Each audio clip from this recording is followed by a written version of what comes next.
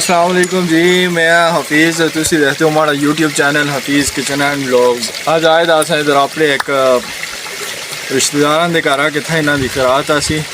मैं सोचा इत्थे एक व्लॉग रिकॉर्ड करके मोबाइल रख सही पकड़नी व्लॉग इत्थे एक बना के इत्थे दी पूर जिहड़ी है प्योर जिहड़ी है ते देसी लाइफ तो नाल शेयर करसा। ते माशाअल्लाह इन्हां दे घर दी दो टाइम कट्ठे पकदे ने। एक कट्ठा ये तो पिछा नज़र आंदा उसी ते दूआ कट्ठा इन्हां दे घर दे परले पासे करो जेह्ड़ा है वो भी इसी तरह पानी ताना बगदा है। माशाअल्लाह इत्थे बड़ी अच्छी वाइब आंदी है। तो जिन्हें दोस्तों सुन हाले तक चैनल सबसक्राइब नहीं किया चैनल सबसक्राइब करके नो बेल आइकन का बटन दबा के नो वीडियो चंगी लगे तो लाइक कमेंट शेयर जरूर करियो। आओ जुलते हैं इतने एक जंदक बकरियां चारदा उस तक जुलते हैं तो नाल जड़ा है तो तुसें उन्होंने बकरियां भी दसते हैं और नाल इतना विलेज लाइफ जी है तो तुसें अच्छी तरह जड़ा है अज दसालते हैं। देखो तो इंजॉय करो अस नाल रहो। हाँ जी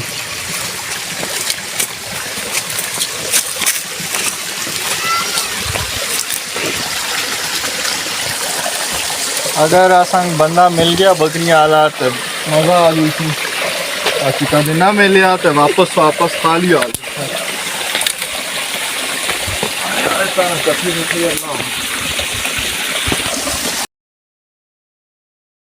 सो मैं बकरियां लड़ने तो नहीं लाया वो इतना वापस आया तो एक दुआ बंदा मक मिले इस नाल थोड़ी जी गप शप करते हैं और इसको ये बाकी जो जानवर हैं इन्हों के बारे में थोड़े सा पुछते हैं और गप शप लाने हैं।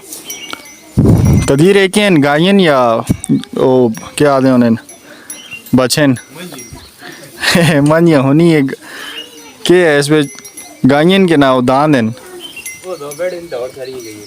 केड़े दो ये दो बैड़े मतलब ये दो तो ये सारी गायन बचियां ठीक है तो ये और हाल मारना दे कि ना लानी हाल शाल मार दें सही है ठीक है। तो बड़े अच्छे नहीं यार माशाल्लाह अल्लाह ताला नसीब करे तो सो।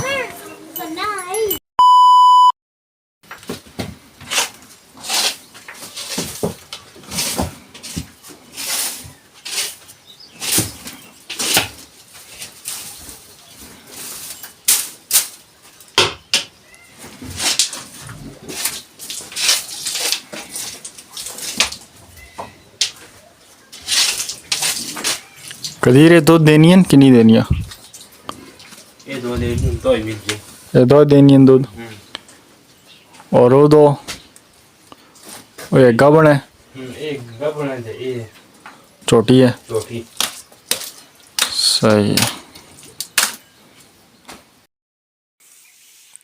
जी। तो दोस्तों माशाल्लाह तो देखो सी अज का व्लॉग तो देहाती जिंदगी दे ही उसी कोई लाइफ रूटीन दे ही उसी तो उम्मीद है तुसें पसंद आई उसी जेड़े आउट ऑफ कंट्री रहंदे हो या जेड़े तुसी पंजाब सिंध तो देखते हो तो उन्हें तो थोड़ा सा डिफरेंट लगे उसी जेड़े हज़ारे दे हो तो ये तो उनकी नॉर्मल लाइफ ही इसी तरह की है।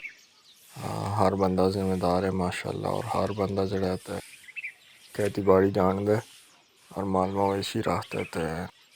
तो स्पेशल वीडियो नास्ते जड़े इस लाइफ को और इस रूटीन को जड़ा तो दूर हैं ये स्पेशली उन्होंने वास्ते वीडियो बनाई सी तो ज़रा देख के तो बंदा ज़रा थोड़ा सा हैप्पी हो जल्दा है। बाकी उम्मीद है तुसें वीडियो पसंद आई उसी अगर वीडियो पसंद आई होगा सब्सक्राइब ज़रूर कर लो बेल आइकन का बटन दबा के और लाइक कमेंट ज़रूर करियो।